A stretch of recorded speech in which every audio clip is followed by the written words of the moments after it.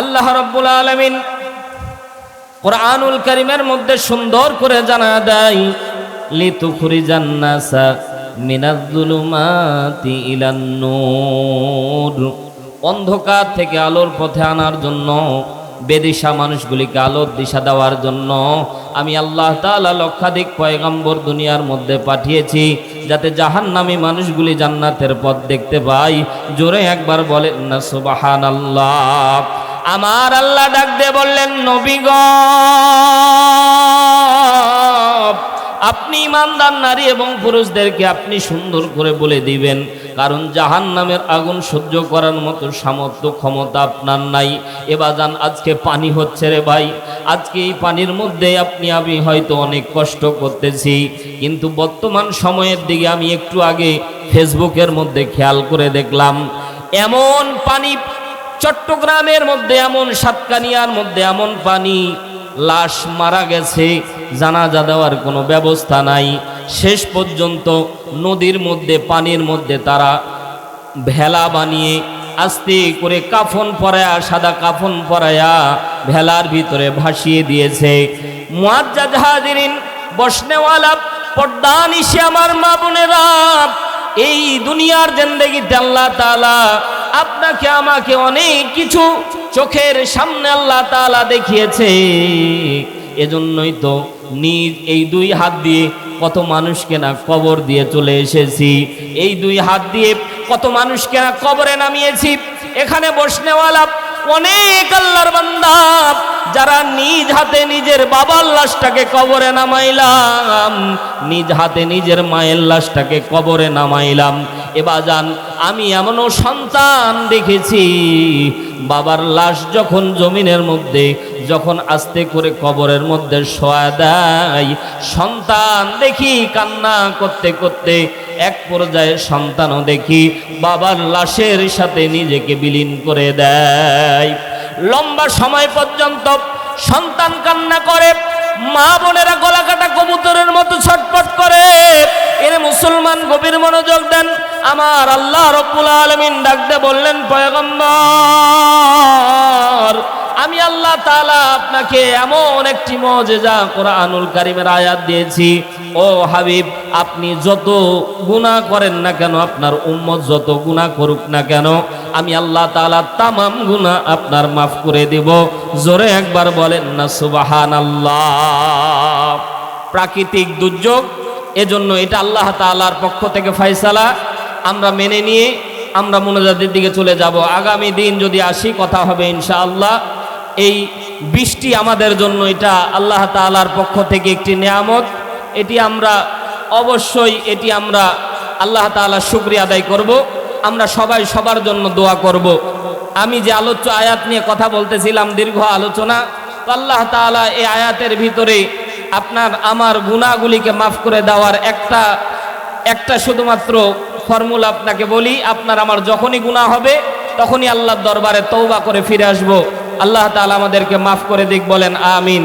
সবাই আমরা একটু দোয়া করব, আল্লাহুম্মা আমিন। রব্বানা আতিনা ফিদ দুনিয়া হাসানাতাও ওয়া ফিল আখিরাতি হাসানাতাও ওয়া কিনা আযাবান্নার। আয় আল্লাহ, আসমানের মালিক তুমি আল্লাহ, যেটা ফয়সালা দিয়েছো মেনে নিলাম রে আল্লাহ।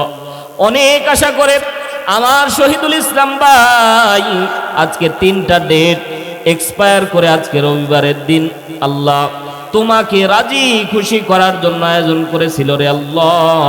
রব্বুল আলামিন তুমি খুশি হয়েছো, এজন্যই তো রহমতের বৃষ্টি ঢেলে দিয়েছো আল্লাহ। এখানে বসনেওয়ালা আল্লাহ কাউকে তুমি ফিরাইয়া দিও না আল্লাহ, আমাদেরকে তুমি মাফ করে দাও। আয় আল্লাহ, আমরা অনেক বেশি গুনাহগার, আয় আল্লাহ আমরা অনেক বেশি গুনাহগার, আয় আল্লাহ আমরা অনেক বেশি গুনাহগার। আয় আল্লাহ, তুমি যদি আমাদের মাফ না করো, আমরা তো জাহান্নামের খড়ি হয়ে যাব রে আল্লাহ।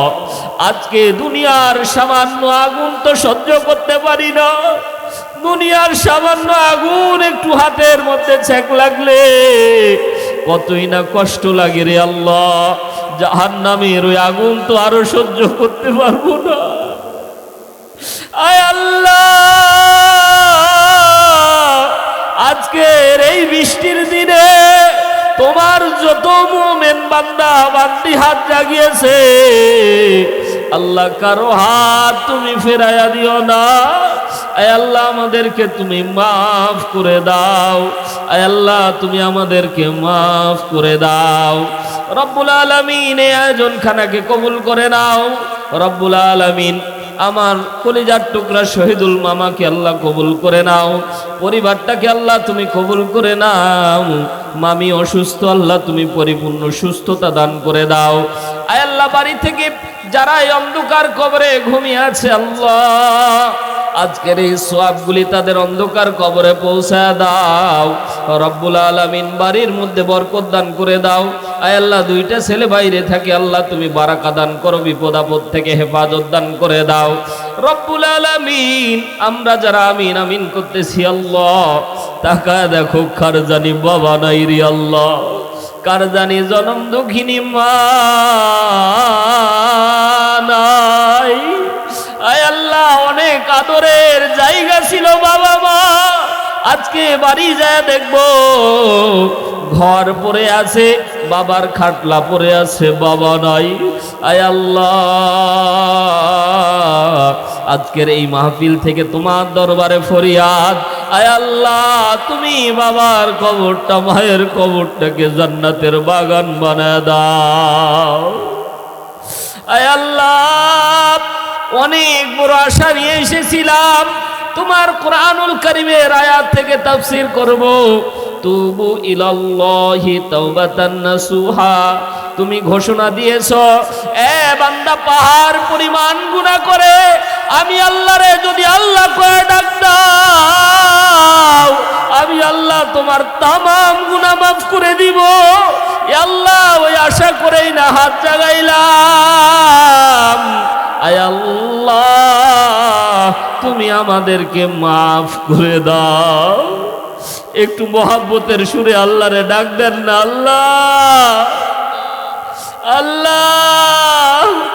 দেখো এই বৃষ্টির মধ্যেও তোমারে আল্লাহ আল্লাহ করে ডাক দেয় তোমার বান্দারা। আয় আল্লাহ তুমি সবার হাতগুলি কবুল করো। আয় আল্লাহ আমার মামা যে নিয়তে এই দোয়ার আয়োজন এই মাহফিলের আয়োজন করেছে আয় আল্লাহ তার মাকসাদ পূরণ করে দাও। এলাকার যত কবর আছে আল্লাহ আযাবগুলিকে মাফ করে দাও। আয় আল্লাহ আলোচক বিন্দুদেরকে কবুল করে নাও। আয় আল্লাহ এই মহল্লা খানাকে আল্লাহ তুমি কবুল করে নাও। রব্বুল আলামিন যতদিন হায়াতে বাঁচাবেন ইমানের সহিত বাঁচার তৌফিক দান করে দেন। আয় আল্লাহ যেদিন মালাকুল মউত পাঠায় দিবেন জানি না কখন জানি মৃত্যুর পরওয়ানা জারি হয়ে যায়, কোথায় জানি আমাদের কবর হয়ে যায়। কোন জমিনের মাটি আমার হবে গোরস্থান, কাদের চোখের জলে আমি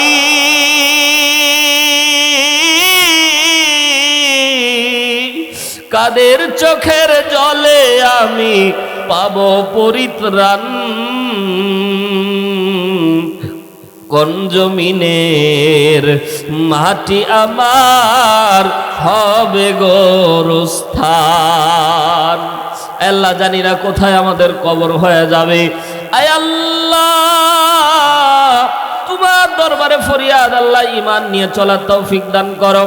মালাকুল মউত পাঠায় দিলে জবানে জারি করে দিয়েন মধুর কালিমা লা ইলাহা ইল্লাল্লাহু মুহাম্মাদুর রাসূলুল্লাহ।